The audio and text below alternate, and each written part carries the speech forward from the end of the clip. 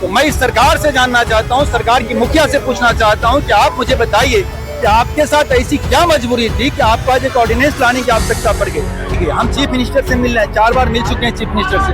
हम कह रहे हैं एक पब्लिक डायलॉग तो आप उससे स्टार्ट करो, आप पब्लिक का व्यू लीजिए कि कहाँ क्या प्रॉब्लम है। ये सरकार का पूरा एक जो है ना ये डायलमा है, उस डायलमा में घुमा करके रखना चाहता है। मुझे तो लगता है कि बहुत बड़ा एक माफिया का सरगना है, तो सरकार के ऊपर भी दबाव देता है। एक बच्चे के ऊपर आज कम से कम 25 से 30 हजार रुपए का खर्चा है। आखिर हम अन्य खर्चे कहाँ से पूरा, हम खाना कहाँ से खाएंगे, बच्चे की अन्य सुविधाएं कहाँ से पूरा करेंगे। सरकार के पास अपनी कोई व्यवस्था नहीं है, ना पहली वाली सरकार ने की, ना इस सरकार ने की। स्कूल कर रहा है, हम डीओई को मानते नहीं है। डीओई तो हम पेरेंट्स को फोन करके कह रहे हैं कि आपको फी नहीं पे करना है, आप कोर्ट जाओ। सर इस साल तो जहाँ तक मेरी जानकारी है, रेखा गुप्ता जी ने कोई लॉ भी लेके आई है जिसमें उन्होंने कहा कि ये जो मनमानी जो फीस बढ़ती है स्कूल की वो अब नहीं बढ़ेगी, तो उसका क्या कुछ असर है, नहीं है, क्या चीज है? सर सबसे बड़ी बात है, ये बहुत बड़ा मीडिया गेम है। अच्छा, ये बहुत बड़ा मीडिया गेम है। मैं आपसे जानना चाहता हूँ कि ये दिल्ली की जो गवर्नमेंट है वो जनता द्वारा पूर्ण बहुमत की चुनी हुई सरकार है। तो मैं इस सरकार से जानना चाहता हूँ, सरकार की मुखिया से पूछना चाहता हूँ कि आप मुझे बताइए कि आपके साथ ऐसी क्या मजबूरी थी कि आपको आज एक ऑर्डिनेंस लाने की आवश्यकता पड़ गई। क्या आप एक स्पेशल अपने असेंबली का सत्र नहीं बुला सकती थी? एक सत्र बुला करके उस पर डिबेट करके फिर आप क्या कहते हैं बिल को पास करवाती। आपने क्या किया, इस चीज को लंबा खींचने के लिए मीडिया पे आपकी चर्चा हो जाए, एक पब्लिसिटी ले लें आप, और आपने एक ऑर्डिनेंस लाने की बात कर दी। आखिर ऑर्डिनेंस है कहाँ?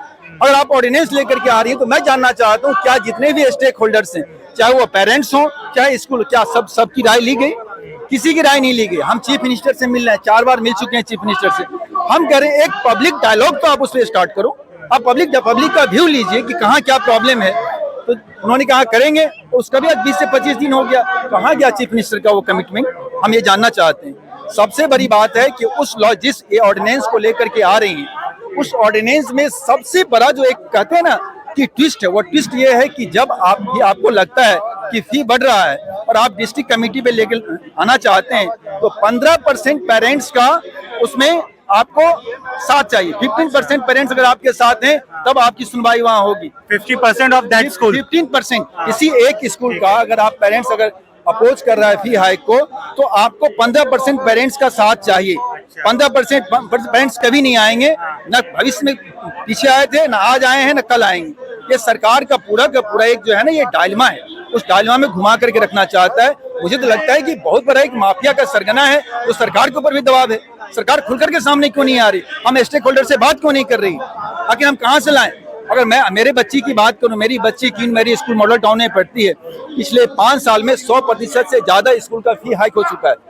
मैं जानना चाहता हूं कि देश का कोई भी एक ऐसा ऑर्गेनाइजेशन है जो पिछले 5 वर्षों में अपने जो उसके यहाँ जो काम करने वाले कर्मचारी हैं या अधिकारी हैं उनकी सैलरी 100% बढ़ गया हो? जब वहां पे 100% हम 100% कहाँ से दें? सवाल यह उठता है। एक बच्चे के ऊपर आज कम से कम 25 से 30 हजार रुपए का खर्चा है।